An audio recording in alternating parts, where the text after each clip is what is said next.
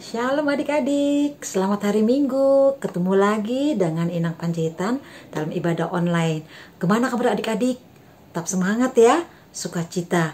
Inang percaya Tuhan Yesus selalu menyertai dan memberikan apa yang adik butuhkan. Adik-adik tetap semangat walaupun belajar dari rumah. Nah adik-adik, sebelum ibadah Inang mau ngingatin nih, apakah adik-adik sudah membawa Alkitabnya? Nah kalau sudah, adik-adik boleh duduk yang manis. Kita mau berdoa sebelum memuji Tuhan, sebelum dengar firman Tuhan. Kita minta pimpinan Roh Tuhan untuk memimpin hati kita. Kita berdoa, kita tundukkan kepala, kita tutup mata. Tuhan Yesus yang baik, kami bersyukur Tuhan atas hari yang indah yang Tuhan berikan buat kami pada pagi hari ini. Tuhan, kami berterima kasih. Tuhan sudah memberikan kami waktu dan kesempatan untuk bersama dengan teman-teman kami dari rumah untuk beribadah online. Biarlah kiranya Roh Tuhan yang menolong kami, memberikan kami hikmat untuk mengerti akan firman Tuhan. Berikanlah kami sukacita Tuhan dalam hati kami. Kiranya Tuhan menyertai kami dan memimpin kami dari awal hingga akhir ibadah kami. Terpujilah namamu Tuhan, di dalam nama Yesus kami berdoa dan bersyukur kepadamu. Amin. Nah adik-adik, sekarang sebelum kita mendengarkan firman Tuhan, sebelum kita mendengarkan cerita tentang firman Tuhan, kita mau memuji Tuhan dulu ya. Karena Tuhan Yesus sudah baik dalam hidup kita. Dia sudah menolong kita, yang memberikan kita kesehatan, yang memberikan kita keselamatan, yang memberikan kita sukacita.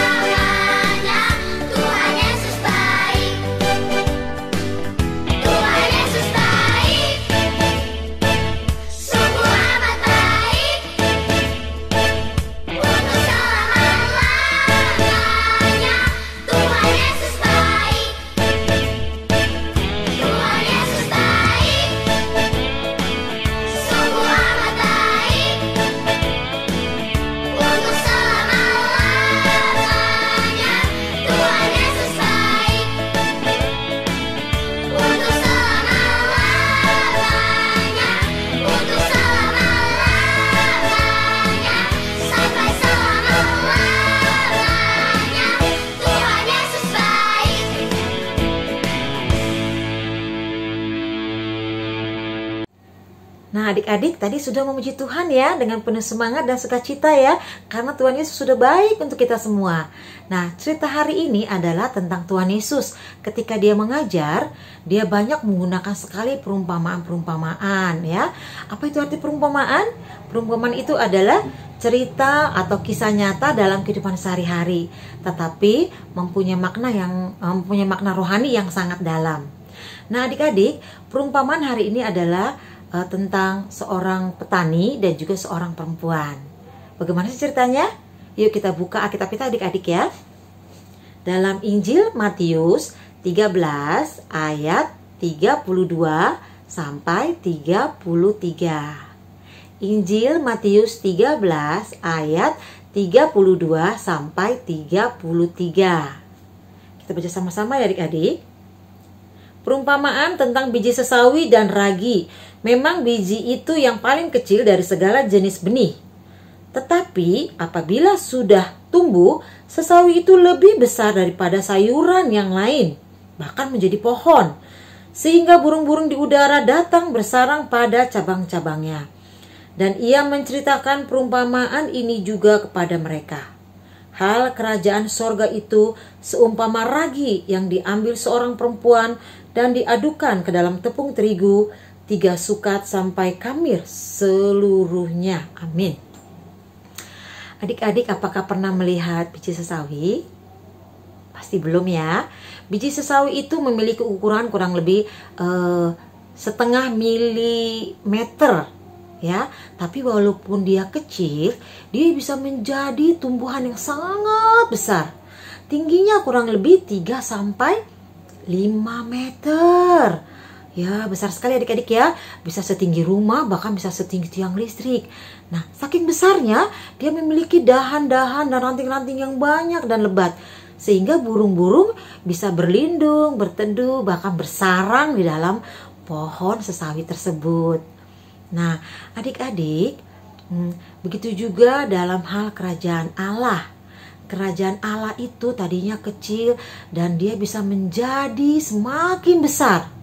Bagaimana caranya? Yaitu melalui diri kita, ya. Nah, benih itu adalah diri kita, ya.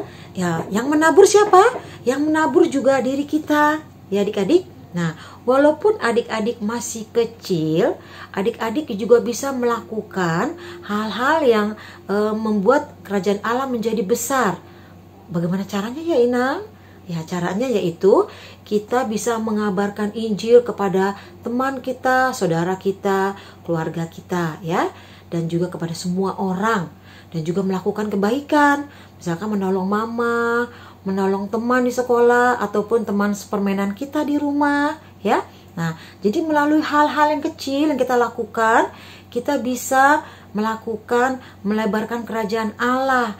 Nah, jadi dimaksudkan di dalam firman ini melebarkan kerajaan Allah yaitu melalui diri kita, melalui perbuatan kita dari hal-hal yang kecil ya. Jadi kalaupun adik-adik masih kecil, adik-adik juga bisa bersyukur kepada Tuhan Yesus melalui melakukan firman Tuhan dengan baik.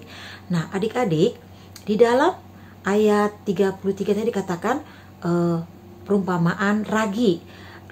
Bubuk ragi itu halus sekali adik-adik ya, seperti tepung, tapi dia bisa melakukan hal yang sangat besar ya, melalui proses fermentasi terigu yang tadinya kecil sebesar biji kelereng atau sebesar bola pingpong, dia bisa menjadi sebuah roti yang besar. Nah, adik-adik pernah makan roti? Tentunya rasanya lembut ya adik-adik ya. Tentu enak adik-adik ya, yang punya rongga-rongga di dalamnya. Nah, adik-adik, roti itu adalah melalui proses peragian. Jadi ragi itu menolong cita rasa di dalam roti itu. Nah, begitu juga dalam hidup kita ya. Kita juga harus seperti ragi. Tuhan mau kita seperti ragi, yaitu walaupun kita kecil, walaupun kita melakukan hal-hal yang kecil dalam hidup kita, kita bisa berdampak yang besar kepada banyak orang, kepada teman kita, kepada sesama kita. Bagaimana sih caranya? Bagaimana sih, seperti apa sih Ina? Yuk kita nonton filmnya. Adik-adik duduk yang manis, dengarkan dan lihat baik-baik adik-adik ya. Selamat menonton.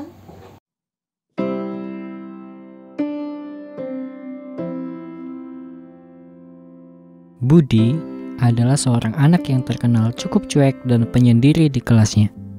Walaupun teman-temannya bermain di dalam ataupun di luar kelas, dia asik dengan dirinya sendiri. Begitu pula ketika ada teman sekelasnya yang sedang mengalami kesulitan, ia masih tetap sibuk dengan dirinya sendiri. Dalam perjalanan pulang dari sekolah, Budi melihat Nathan, teman sekelasnya, sedang memberikan sebungkus makanan kepada seorang gelandangan yang kelaparan di depan sebuah toko makanan.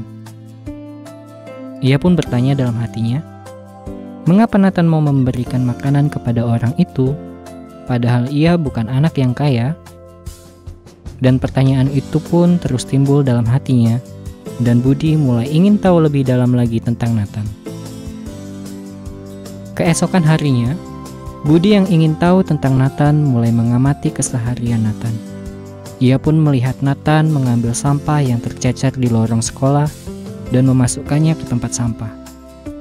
Menolong guru untuk membawa buku yang terlalu berat, menolong anak kecil untuk menyeberang jalan, bahkan ia menghibur teman yang sedang sedih. Budi mulai heran akan sikap Nathan dan kembali bertanya dalam hatinya, mengapa Nathan mau melakukan semua hal itu? Suatu ketika, Budi merasa pusing karena tidak mengerti tentang pelajaran yang diberikan guru kepadanya. Hal itu membuatnya tidak beristirahat saat jam istirahat dimulai. Nathan yang dari kejauhan melihat Budi datang dan membantunya agar dapat mengerti tentang pelajaran itu. Budi yang terheran akan sikap Nathan bertanya kepadanya, mengapa kamu mau menolongku dan orang lain? Bahkan mau membersihkan sampah yang tercecer di lorong sekolah kemarin? Dengan senyum Nathan menjawab, aku teringat akan hal ini, bahwa Tuhan Yesus telah berbuat baik kepadaku. Dia mau mengorbankan dirinya disalibkan, agar aku dapat selamat dari dosa. Ia mau mengampuni dosa-dosaku. Jadi, aku mau berbuat baik kepada siapapun tanpa membeda-bedakan. Sebagai anak Tuhan, kita juga harus berbuat baik kepada siapa saja tanpa membedakan, supaya mereka juga tahu bahwa Tuhan Yesus juga baik kepada mereka.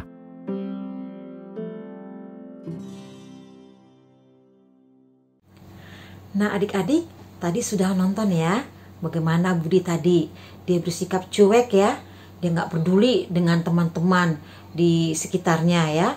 Nah, tapi suatu ketika dia melihat temannya si Nathan melakukan suatu kebaikan ya, tapi bukan hanya sekali hari ini, tapi juga seterusnya dia selalu baik dan juga selalu menolong temannya ya, bahkan menolong Budi sendiri ya. Nah adik-adik, karena penasarannya, Budi bertanya pada Nathan, kenapa sih kamu mau melakukan hal-hal yang baik? Lalu si Nathan bercerita, kalau dia melakukan semua itu karena dia teringat dengan kebaikan dan pengorbanan Tuhan Yesus di kayu salib, yang sudah mau berkorban untuk menebus dosa-dosa kita dan juga dosa-dosa adik ya. Nah adik-adik, kita semua juga harus bersyukur saat ini kita bisa beribadah karena kebaikan Tuhan, kita bisa selamat itu karena kebaikan Tuhan Yesus. Nah begitu juga dengan hidup Nathan, walaupun dia melakukan hal-hal yang kecil bagi teman-temannya di sekitarnya, tapi dia sudah berdampak sangat besar ya, dia sudah melakukan kebaikan. Nah dampak yang kecil itu bisa menjadi besar, yaitu melalui temannya Budi. Nanti juga Budi juga akan bersaksi pada teman-teman yang lain. Nah melalui hal-hal yang kecil seperti itu berarti Nathan sudah memperluas kerajaan Allah. Begitu juga dalam hidup kita.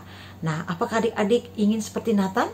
Ya, tentu ya, mau ya, seperti Nathan ya, melakukan kebaikan sebagai tanda syukur kita bahwa Tuhan Yesus sudah terlebih dahulu baik sama kita.